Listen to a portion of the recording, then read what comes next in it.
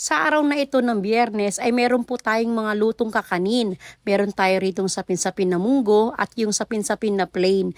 Meron ding gawang biko at yung puto paw at puto cheese. Huwebes nga pagkatapos kong magluto ng mga ulam ay nagpahinga ako ng mga bandang 2:30 ng hapon. Hanggang sa makatulog at nang magising ako ay 10:00 na pala ng gabi. Akala ko ay umaga na ng Biyernes. Ako nga ay napabalikwas ng bangon kasi sabi ko parang napahaba yata yung aking tulog at meron akong pa-order sa araw ng Biyernes. At pagtingin ko sa orasan ay mag-10:00 pa lang ng gabi. Kaya naman inaya ko si Mister na kami ay maghapunan. Pagkatapos kumain ay nagluto na kami ng kakanin. Pagkatapos maluto ni Mister yung biko ay nagpunta na siya ng palengke para bumili ng karne, gulay at isda. At nang siya ay dumating galing palengke ay natapos ko na din lutuin yung mga puto. Kaya naman naghanda na siya ng mga pantakip dito para mailigpit ng maayos at makapagpahinga na rin.